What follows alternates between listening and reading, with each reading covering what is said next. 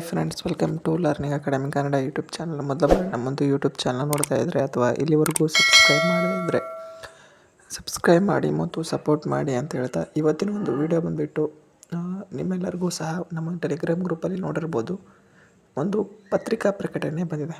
ಏನಪ್ಪ ಅಂತಂದರೆ, ಲೈನ್ಮನ್ ಹುದ್ದೆಗೆ ಒಂದು ಹೈಕೋರ್ಟಲ್ಲಿ ಒಂದು ವಿಚಾರಣೆ ನಡೀತಾ ಇದೆ.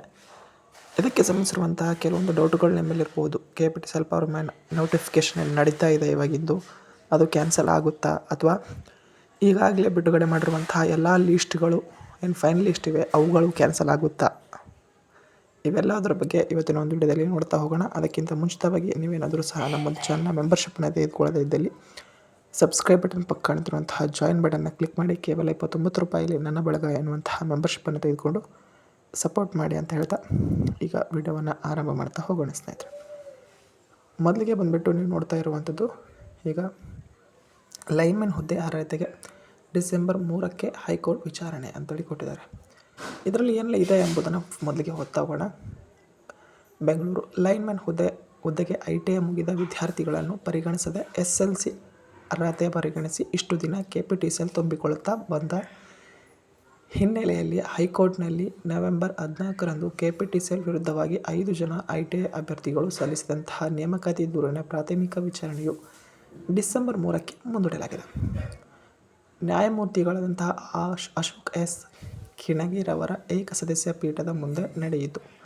ITI ಅಭ್ಯರ್ಥಿಗಳ ಪರವಾಗಿ ನ್ಯಾಯವಾದಿಗಳಾದ ಶ್ರೀನಾಥ್ ಕುಲಕರ್ಣಿ ಹಾಗೂ ಮೌಲ್ಯಪೂರ್ಣ R. ರಮಣರು ವಕಾಲತ್ತು ವಹಿಸಿದ್ದರು. ಇವರ ಜೊತೆ ಹಾಜರಾದ ಹಿರಿಯ ಕೌನ್ಸಿಲರುಗಳು ಇವೆಲ್ಲರುಗಳನ್ನು ಹೆಸರನ್ನು ಕೊಟ್ಟಿದ್ದಾರೆ ಸ್ನೇಹಿತರೆ. ಓಕೆ, ಇಲ್ಲಿ ಏನಿದೆ ಮೇನ್ ಟಾಪಿಕ್ ಅಂತಂತಂದರೆ, ವಕೀಲರ ವಿಳಂಬ ಮಾಡದೆ ತಕರಾರು ಅರ್ಜಿ ಸಲ್ಲಿಸಲು ಸೂಚಿಸಿ ವಿಚಾರಣೆಯನ್ನು ಡಿಸೆಂಬರ್ 3ಕ್ಕೆ ಮುಂದೂಡಿತು. KPTCL ಪರವಾಗಿ ವಕೀಲರಾದಂಥವರು ರಕ್ಷಿತ್ DJ ರವರು ವಕಾಲತ್ತನ್ನು ವಹಿಸಿದರು. ಲೈನ್ಮನ್ ಹುದ್ದೆಗಳ ನೇಮಕಾತಿಯಲ್ಲಿ ITI ಅಭ್ಯರ್ಥಿಗಳಿಗೆ ಅನ್ಯಾಯವಾಗ್ತಾ ಇದೆ. ರಾಜ್ಯದಲ್ಲಿ ಸಾಕಷ್ಟು ಸಂಖ್ಯೆಯಲ್ಲಿ ಅರ್ಹ ITI ಅಭ್ಯರ್ಥಿಗಳು ಲಭ್ಯವಿದ್ದರೂ ಸಹ ಅವರನ್ನು ಕಡೆಗಣಿಸಿ 2015ರಿಂದ SLC ಮುಗಿದ ಅಭ್ಯರ್ಥಿಗಳನ್ನು ಜೂನಿಯರ್ ಲೈನ್ಮನ್ ಅಂತಹ ನೇಮಕ ಮಾಡಲಾಗುತ್ತಿದ್ದು, ಈ ನಡುವೆ ITI ಅಭ್ಯರ್ಥಿಗಳ ನೇಮಕಾತಿಯನ್ನು ಸ್ಥಗಿತಗೊಳಿಸಲಾಗಿತ್ತು. ಆದರೆ ದೇಶದ ಎಲ್ಲ ರಾಜ್ಯಗಳಲ್ಲಿ ಈ ಹುದ್ದೆಗೆ ITI ಎಲೆಕ್ಟ್ರಿಷಿಯನ್ ಪಾಸಾದ ಅಭ್ಯರ್ಥಿಗಳಿಗೆ ಸ್ಪರ್ಧಾತ್ಮಕ ಪರೀಕ್ಷೆ ನಡೆಸಿ ನೀಡಲಾಗುತ್ತದೆ. ಹಾಗಾಗಿ KPTCLನಿಂದ ಆದ ಅನ್ಯಾಯ ವಿರುದ್ಧ ಕರ್ನಾಟಕ ರಾಜ್ಯ ಖಾಸಗಿ ITIಗಳ ಸಂಘದ ವಿದ್ಯಾರ್ಥಿ ಘಟಕದ ಮುಖಂಡ ಉಮೇಶ್ CP ಹಾಗೂ ಇತರರು ಹೈಕೋರ್ಟ್ ಮೊರೆ ಹೋಗಿದ್ದರು. ಲೈನ್ಮನ್ ನೇಮಕಾತಿಯಲ್ಲಿ ಕೂಡಲೇ ರಾಜ್ಯ ಸರ್ಕಾರ ಮಧ್ಯಸ್ಥಿಕೆ ವಹಿಸಬೇಕು. ITI ಶಿಕ್ಷಣ ಮುಗಿಸಿದ ಅಭ್ಯರ್ಥಿಗಳಿಗೆ ಅನ್ಯಾಯವೆಸಗುವುದನ್ನು ರಾಜ್ಯ ಸರ್ಕಾರ ಬಿಡಬಾರದು. ಹೈಕೋರ್ಟ್ಗೆ ITI ವಿದ್ಯಾರ್ಥಿಗಳ ಮೊರೆ ಹೋಗಿದ್ದು ಒಳ್ಳೆಯ ಬೆಳವಣಿಗೆ. ಈಗಾಗಲೇ ಹಲವಾರು ಬಾರಿ ಸಂಬಂಧಿಸಿದ ಇಲಾಖೆಗೆ ಹಾಗೂ ಸಚಿವರಿಗೆ ಮನವಿ ಸಲ್ಲಿಸಿದರೂ ಯಾವುದೇ ಪ್ರಯೋಜನವಾಗಲಿಲ್ಲ. ಹೈಕೋರ್ಟ್ನಲ್ಲಿ ತಮ್ಮ ಪರವಾಗಿ ತೀರ್ಪು ಬರಲಿದೆ ಎಂದು ರಾಜ್ಯದ ITI ಸಂಘದ ಅಧ್ಯಕ್ಷ SM ಮೇರಾ-ಬೆಂಚ್ ವಿಶ್ವಾಸ ವ್ಯಕ್ತಪಡಿಸಿದರು. ಇದರ ಅರ್ಥ ಏನಪ್ಪ ಅಂತಂದರೆ, ಬೇರೆ ರಾಜ್ಯದಲ್ಲೆಲ್ಲ ಒಂದು ಕಾಂಪಿಟೇಟಿವ್ ಎಕ್ಸಾಮ್ ಮೂಲಕ ಮತ್ತು ITI ಯಾರು ಮಾಡಿರ್ತಾರೋ ಅವರಿಗೂ ಸಹ ಆದ್ಯತೆ ಇರುತ್ತದೆ. ಅದರ ಮೂಲಕ ನೇಮಕಾತಿಯನ್ನು ಮಾಡ್ಕೊತಾರೆ. ಬಟ್ ನಮ್ಮ ಕರ್ನಾಟಕದಲ್ಲಿ ಯಾವ ರೀತಿಯಾಗಿ ಮಾಡ್ತಾ ಇದ್ದಾರೆ ಅಂದರೆ, ಓನ್ಲಿ SLC ಪಾಸ್ ಆದಂಥ ಅಭ್ಯರ್ಥಿಗಳಿಗೆ ಅದು ಮೆರಿಟ್ ಆಧಾರದ ಮೇಲೆ ಆಯ್ಕೆ ಮಾಡ್ತಾ ಇರುವ ಕಾರಣಕ್ಕಾಗಿ ಅವರಿಗೆ ಅನ್ಯಾಯವಾಗ್ತಾ ಇದೆ ಅಂತೇಳಿ ದೂರನ್ನು ಸಲ್ಲಿಸಿದರು. ಬಟ್ ಇದರಿಂದ 2024ರ ಒಂದು ನೋಟಿಫಿಕೇಷನ್ಗೆ ಎಫೆಕ್ಟು ಆಗುವುದಿಲ್ಲ.